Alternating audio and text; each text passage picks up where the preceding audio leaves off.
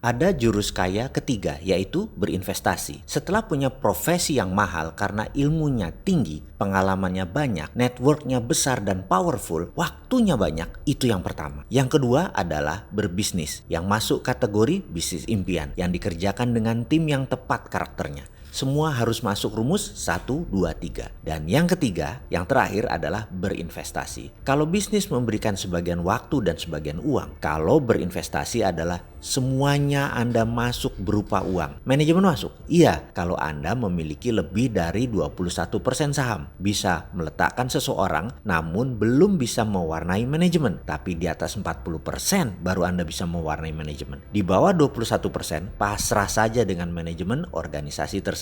Karena itu memilih perusahaan yang manajemennya bagus, sistemnya bagus, SDM-nya bagus, pasarnya luas, kompetitornya sedikit, produknya unik dan unggul, permintaannya tumbuh terus setiap tahunnya, bahkan trendsetter.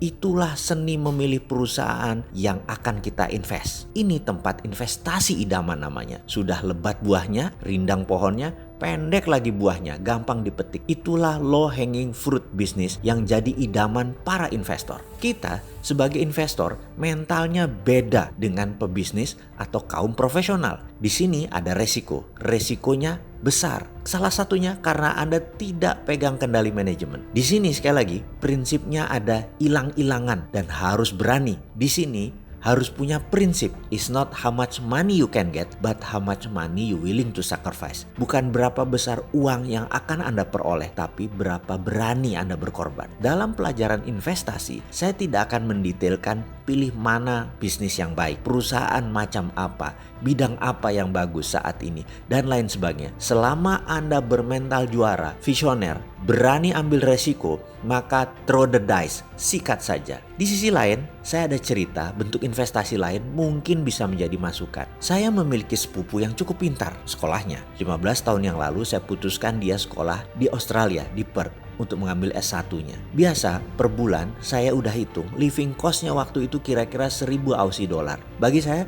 sangguplah 4 tahun membiayai dia. Lalu biaya sekolah per semester kira-kira 8.000 Aussie dollar. Oke juga, nggak masalah. Saya sanggup waktu itu. Setibanya di Perth, saya suruh dia cari rumah 3 atau 4 kamar yang jaraknya 30 menitan paling jauh dari kampusnya. Dan akhirnya dapat sebuah rumah yang sangat bagus. 15 menit kira-kira dari kampus. Cukup dekat. Daerahnya bagus, keren, aman. Harga rumahnya kira-kira 120.000 Aussie dollar. Saya kemudian bayar. Saya beli rumah tersebut. Saya DP 20.000 dolar. Lalu cicilannya 2.000 dolar per bulan. Saya minta sepupu saya tadi cari roommate. Dapatlah dia 3 anak Indonesia dan terkumpullah 2.000 dolar. Terbayar. Jadi praktis saya tidak membayarkan uang bulanan tersebut karena dari uang rental tadi 2.000-nya langsung buat cicilan, Bang. Singkat cerita, dia selesai sekolah. Rumah masih disewain ke anak-anak Indonesia yang sekolah di sana. Dan 2 tahun kemudian saya jual rumah tersebut yang cicilannya selama 6 tahun sudah membayari 80% harga rumah tersebut. Saya tinggal punya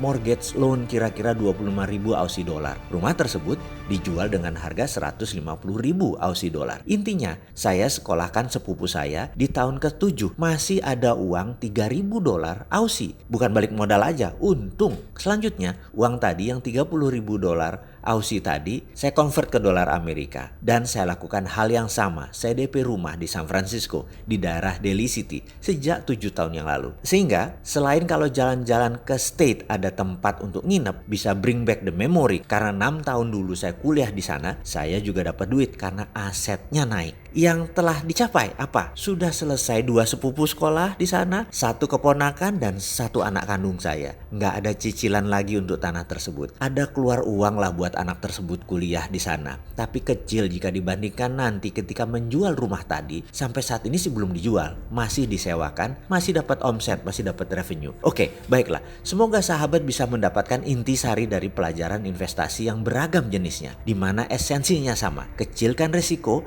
namun willing to sacrifice. Selamat melempar dadu.